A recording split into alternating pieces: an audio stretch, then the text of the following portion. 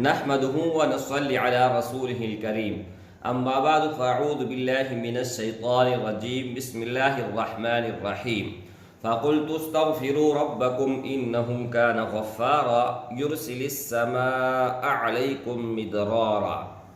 میرے بھائیوں، میرے دوستوں اور میرے عزیزوں، السلام علیکم ورحمۃ اللہ وبرکاتہ۔ ایک عمل جو آج میں آپ سب دوستوں کو بتانے والا ہوں، اس پر آپ تجربہ کر لیں۔ اس ہی عمل کو ابھی آپ آزمائیں۔ دنیا کا کوئی بھی چیز اگر آپ حاصل کرنا چاہتے ہو تو اس عمل کے بعد اس ہی وقت اللہ جل شانہ کے فضل اور کرم سے آپ کو حاصل ہوگا۔ آپ کا کہیں پر رشتہ نہیں ہو رہا ہے تو بیٹھے بیٹھے آپ کا رشتہ ہو جائے گا۔ آپ کی مال میں تنگی ہے، یعنی آپ مفلس ہیں، آپ کے پاس دولت نہیں ہے، تو اس عمل کے بعد اللہ جل شانہ آپ پر مہربان ہو جائے گا۔ عمل بہت مختصر ہے اور بہت ہی آسان ہے۔ اس طرح عمل ہے کہ بچے بھی اس کو کر سکتے ہیں۔ لیکن ایک بات آپ دوستوں کو ضرور بتانا چاہتا ہوں کہ اگر آپ اس عمل کو کرو گے تجربے کے طور پر تو تب آپ کامیاب ہو سکتے ہیں۔ اگر آپ یقین پر کرو گے تب آپ کامیاب ہو سکتے ہیں۔ جس طرح مرضی آپ کرنا چاہتے ہو تو آپ کر لیں، اللہ جل شانہ کامیابی آپ کا مقدر بنائے گا۔ لیکن اس میں شرط یہ ہے کہ آپ کا مقصد جائز ہو، آپ کا حاجت جائز ہو، آپ کا مانگنا جو اللہ جل شانہ سے آپ مانگتے ہو وہ جائز ہو۔ اگر ناجائز ہوا تو کبھی بھی آپ اس میں کامیاب نہیں ہو سکتے ہیں۔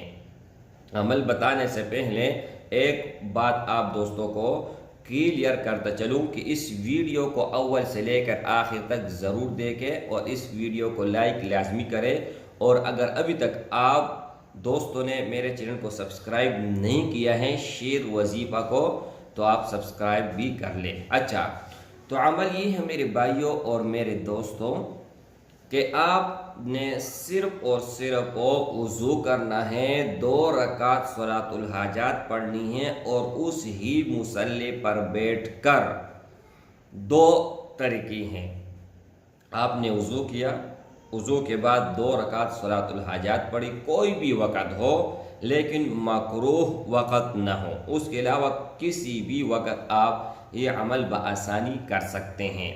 جیسے ہی آپ 2 رکعت صلاۃ الحاجات پڑھو گے، سلام پھیرو گے، تو سلام پھیرنے کے بعد 11 مرتبہ درود ابراہیمی آپ لوگوں نے پڑھنا ہے، اور اس کے بعد 2 استغفار ہیں، جو مرضی آپ پڑھنا چاہتے ہو، جو آسان ہو آپ پڑھنا چاہتے ہیں تو آپ پڑھ سکتے ہیں۔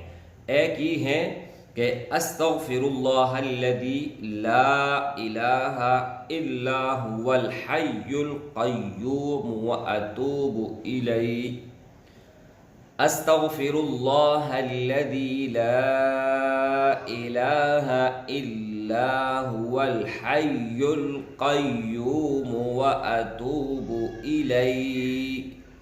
اگر یہ پڑھ سکتے ہو تو بہت ہی نایاب اور بہت ہی مجرب، بہت ہی آزمودہ ہیں، اور اگر آپ یہ نہیں پڑھ سکتے ہیں تو کوئی پریشانی کی بات نہیں ہے۔ آپ صرف اور صرف استغفر اللہ واتوب الیہ، استغفر اللہ واتوب الیہ۔ اگر یہ بھی مشکل ہو، استغفر اللہ، استغفر اللہ، استغفر اللہ، یہ تو ہر کوئی پڑھ سکتا ہے، ٹھیک ہے؟ تو آپ لوگوں نے 12,000 مرتبہ اس کو پڑھنا ہے، اور 12,000 پڑھنے کے بعد پھر 11 مرتبہ درود ابراہیمی پڑھنا ہے۔